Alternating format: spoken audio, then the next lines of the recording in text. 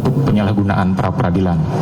Menimbang bahwa berdasarkan seluruh uraian pertimbangan di atas, maka permohonan pra-peradilan pemohon sudah tidak relevan lagi sehingga sudah sepatutnya dinyatakan ditolak untuk seluruhnya.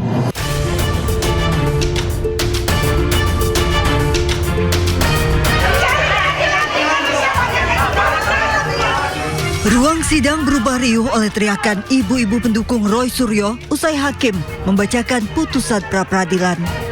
Kekecewaan pun ditumpahkan pendukung Roy Suryo. Hakim Tunggal Sidang Pra-peradilan Roy Suryo Iketut Darpawan memutuskan menolak seluruh permohonan pra-peradilan kedua Roy Suryo. Hakim menilai Roy Suryo sengaja memecah satu persatu dan menyalahgunakan pra-peradilan dengan tujuan menunda pokok perkara. Dengan demikian penetapan status tersangka Roy Suryo sah.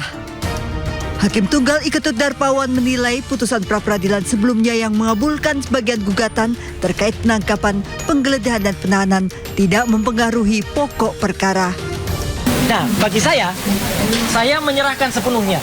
Langkah selanjutnya pada para kuasa hukum saya. Mas Refli, Mas Abdul Ghafur Sangaji, Bu Soraya, Mas Tristan, kemudian Pak Yasena dan lain sebagainya. Ya, saya menyerahkan sepenuhnya. Apakah kemudian mau lanjut dengan pra-peradilan yang keempat?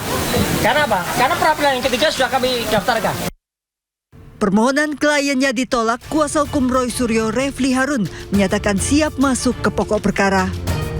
Kita hormati putusan ini dan tentu kalau ditanyakan pada Mas Roy apakah Mas Roy siap untuk pokok perkara, at any time kita siap. Ya, ini adalah the lawyer's way untuk mencari jalan agar kemudian Mas Roy ringan, ya, kemudian ringan langkahnya ketika harus berhadapan dengan pokok perkara. Roy Suryo juga sudah mendaftarkan gugatan pra-peradilan ketiganya yang meminta ganti rugi dan rehabilitasi ke Polda Metro Jaya atas penangkapan, penahanan, serta penggeledahan yang dinyatakan tidak sah dalam penanganan kasus dugaan fitnah ijazah Jokowi. Sidang pra-peradilan ketiga rencananya digelar pada 28 Juli. Tak berhenti, Roy Suryo berniat mengajukan gugatan pra-peradilan keempat. Dari Jakarta, tim liputan iNews melaporkan. Ya, Roy Suryo lagi-lagi mengajukan pra-peradilan terkait kasus ijazah Jokowi. Pada pra-peradilan ketiga, Roy kini berisi ganti rugi ke Polda Metro Jaya terkait penanganan hukum kasus ijazah Jokowi.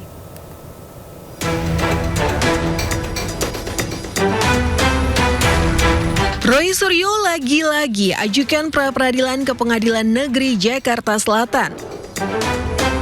Kali ini Roy mengajukan gugatan untuk menuntut ganti rugi ke Polda Metro Jaya terkait penanganan hukum kasus ijazah Jokowi, di mana berhubungan dengan putusan dari pra-peradilan pertamanya.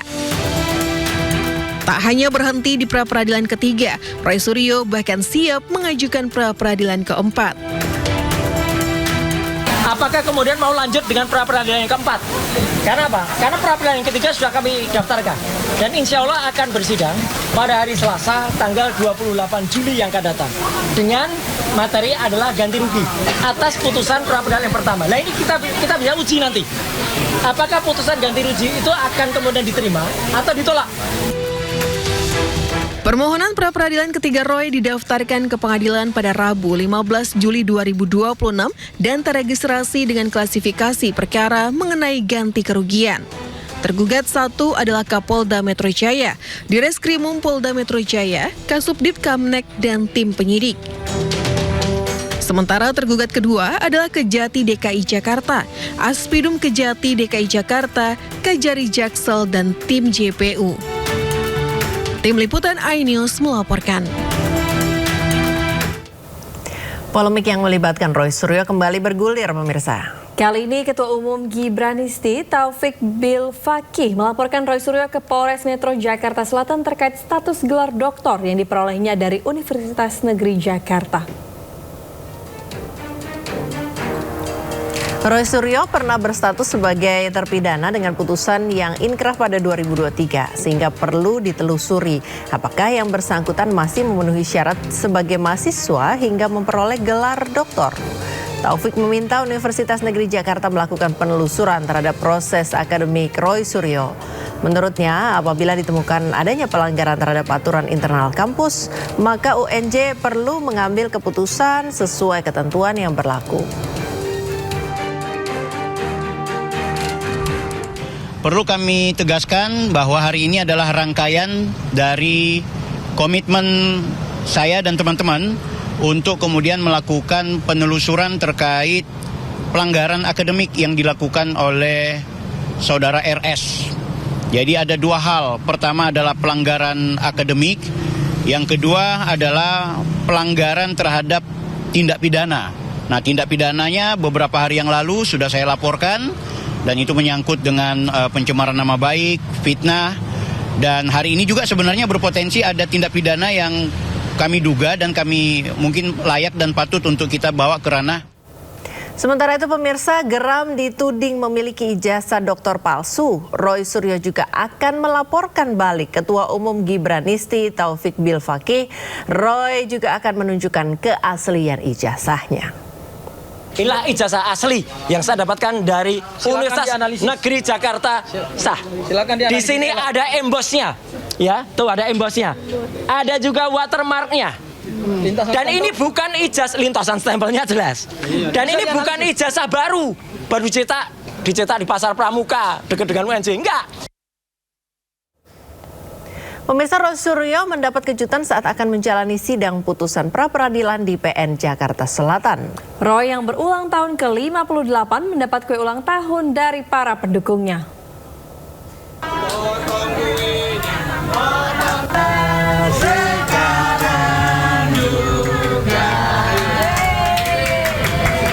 Roy Suryo mendapat kejutan ulang tahun sebelum sidang putusan pra-peradilan keduanya digelar di Pengadilan Negeri Jakarta Selatan pada Senin siang. Roy Suryo genap berusia 58 tahun pada 18 Juli 2026. Kejutan ini diberikan oleh sejumlah pendukungnya. Para pendukung membawa kue sambil menyanyikan lagu Selamat Ulang Tahun untuk Roy. Roy memotong kue ulang tahun dan potongan pertama diberikan kepada mantan Wakapolri Ugroseno yang hadir dalam persidangan.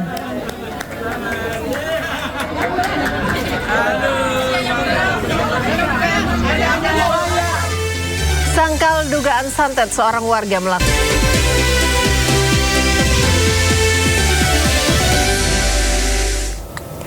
Pemirsa, satu unit mobil box UPS terbakar usai menabrak sejumlah kendaraan di Kota Pariaman, Sumatera Barat. Diduga box lepas dari pengait bodi mobil hingga kendaraan hilang kendali.